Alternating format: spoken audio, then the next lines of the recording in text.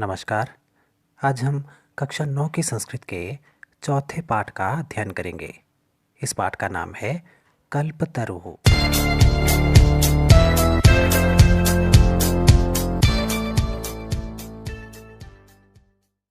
पाठ शुरू करने से पहले हम इसके शब्दार्थों को अच्छे से याद कर लेंगे ताकि इसके कठिन शब्दों का पता चल जाए और पाठ अच्छे से समझ में आ जाए। ये पाठ वेताल पंचविंशति नामक कथा संग्रह से लिया गया है, जिसमें मनोरंजक एवं आश्चर्यजनक घटनाओं के माध्यम से जीवन मूल्यों का निरूपण किया गया है। इस कथा में जीमूतवाहन अपने पूर्वजों के काल से गृह उद्यान में आरोपित कल्प वृक्ष से सांसारिक द्रव्यों को न मांगकर संसार के प्राणियों के दुखों को दूर करने का वरदान मांगता है, क्योंकि धन तो पानी की लहर के समान चंचल है। केवल परोपकार ही इस संसार का सर्व उत्कृष्ट तथा चिरस्थायी तत्व है। तो चलिए पाठ शुरू करते हैं। अस्ति हिमवान नाम सर्वरत्न भूमि नगेंद्र, अर्थात सभी रत्नों को प्रदान करने वाली महान भूमि हिमालय की ही है। वो हिमालय जो नगेंद्र यानी कि पर्वतों का राजा है। तस्य सानोः उपरि विभाति कंचनपुरम नाम नगरम। उसी हिमालय के सानोः उपरि यानी कि उसके शिखर के ऊपर विभाति यानी कि सुशोभित है कंचनपुर नाम का एक सुंदर नगर। तत्र जीमूतकेतु इति श्रीमान विद्याधरपतिः वसति स्म। वहाँ जीमूतकेतु नाम के श्रीमान विद्याधरपति रहते थे। तस्य गृहोद्याने कुलक्रमागतः कल्पतरुः स्थितः। उनके गृह उद्यान में यानी कि उनके घर के बागीचे में कुल क्रम से आए हुए, इसका अर्थ है कि एक पीढ़ी से दूसरी पीढ़ी को मिली हुई संपत्ति के रूप में कल्पतरु कल्प वृक्ष वहाँ स्थित है। स राजा जीमूतकेतुः तम कल्पतरुम् आराध्य तत्प्रासादात् च बोधिसत्त्वांश संभवं जीमूतवाहनं नाम पुत्रं प्राप्नोत्। इसका अर्थ है कि उस राजा जीमूतकेतु ने कल्पतरु की आराधना करके उसके फलस्वरूप बोधिसत्व के अंश से उत्पन्न या फिर कहें भगवान बुद्ध के आशीर्वाद से उत्पन्न जीमूतवाहन नाम के एक पुत्र को प्राप्त किया।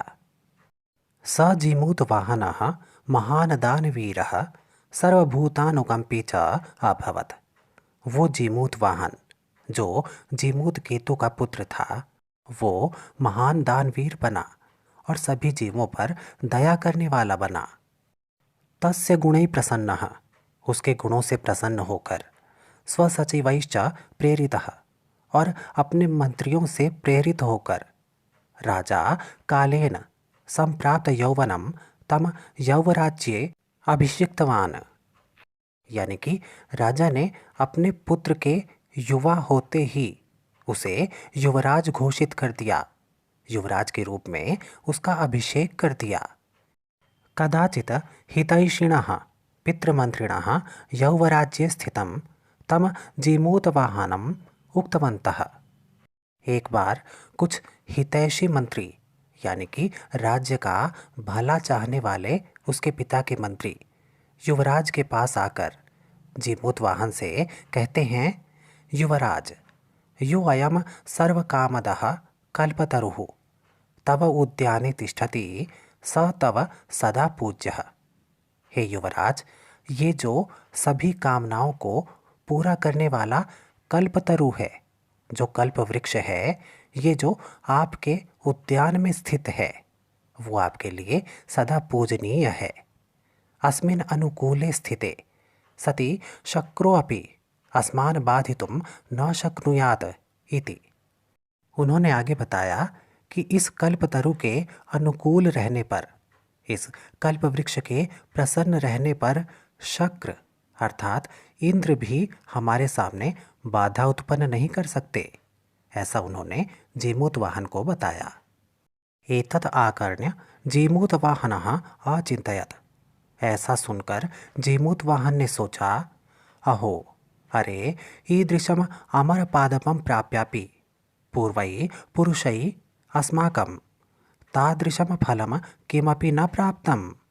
अरे, इस प्रकार के अमर वृक्ष को प्राप्त करके भी हमारे पूर्व पुरुषों ने अर्थात हमारे पूर्वजों ने उसका कोई भी सुफल प्राप्त नहीं किया।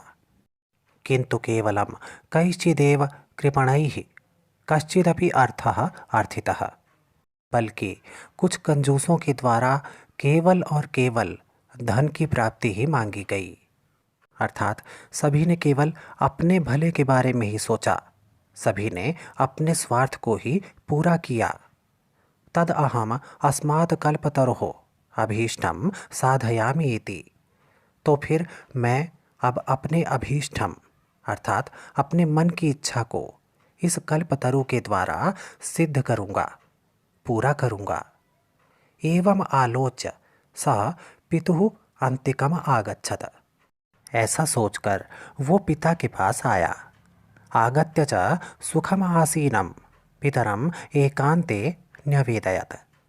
वहाँ आकर सुखपूर्वक एकांत में बैठे अपने पिता से वो निवेदन करता है, तात, हे पिताश्री, त्वम तो जानासि एव, आप तो जानते ही हैं, यदस्मिन् संसार सागरे आशरीरम इदम सर्वम धनम वीचिवत चंचलम, कि इस संसार रूपी सागर में इस शरीर के साथ साथ दूसरे जो भी धन हैं वो वीचिवत चंचलम अर्थात सागर की लहरों के समान चंचल हैं। एकः परोपकार एव अस्मिन् संसारे अनश्वरः। केवल एक परोपकार अर्थात दूसरों की भलाई ही एक ऐसी भावना है जो इस संसार में अनश्वर है, जिसका नाश नहीं हो सकता। यो युगांत पर्यंतम यशः प्रसूते, जो युग युगांतर तक केवल प्रसिद्धि ही प्रदान करता है। तद अस्माभिः ईदृशः कल्पतरुः किमर्थम रक्षते। तो फिर हम सभी के द्वारा इस प्रकार के कल्प वृक्ष की रक्षा किस लिए की जा रही है। यैश्च पूर्वैरअयम मम मम इति आग्रहेण रक्षितः। हमारे जिन पूर्वजों के द्वारा इसे मेरा मेरा कहकर इसकी आग्रहपूर्वक रक्षा की गई, ते इदानीं कुत्र गतः। वे पूर्वज आज कहाँ चले गए। तेषाम कस्यायम, उनमें से किसका है ये कल्प वृक्ष। अस्य वा के ते, और वे सब कौन थे इस कल्प वृक्ष के। तस्मात् परोपकारै एक फल सिद्धये त्वद आज्ञया इमं कल्पपादपम आराधयामि। तो फिर केवल परोपकार रूपी एक फल की प्राप्ति के लिए मैं आपकी आज्ञा से इस कल्पतरु की आराधना करूँगा। मैं इससे सभी के लिए कल्याण मांगूंगा, जिससे सभी का भला हो। अथ पित्रा तथा इति अभ्यनुज्ञातः स जीमूतवाहनः कल्पतरुम् उपगम्य उवाच। इस प्रकार पिता की आज्ञा प्राप्त करके वो जीमूतवाहन कल्पतरु के पास जाकर कहता है, देव, त्वया अस्मत् पूर्वेषाम् अभीष्टः कामः पूरितः, तन्म मयिकम कामम पूरय। हे देव, इससे पहले आपके द्वारा अनेक लोगों की कामनाएं पूरी की गई हैं, तो फिर एक कामना मेरी भी पूरी कीजिए। यथा पृथिवीम अदरिद्राम पश्यामि तथा करोतु देव इति।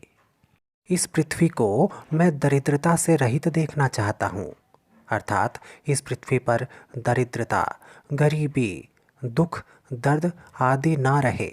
तथा करोतु देव, कुछ ऐसा उपाय करो मेरे देव। एवं वादिनी जीमूतवाहने त्यक्तस्त्वया एषोऽहं यातोऽस्मि इति वाक् तस्मात् तरोः उद्भूत।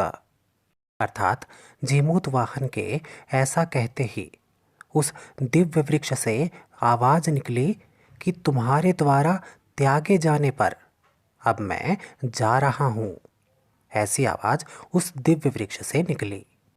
क्षणेन च स कल्पतरुः। उसी समय वो कल्प वृक्ष दिवम समुत्पत्य भुवि तथा वसूनि अवर्षत यथा न कोऽपि दुर्गत आसीत्। उस कल्प वृक्ष ने आकाश की ओर, स्वर्ग की ओर जाते हुए पृथ्वी पर ऐसे रत्नों की वर्षा की कि पृथ्वी पर कोई भी दुर्गत अर्थात कोई भी गरीब या दुखी नहीं रह गया।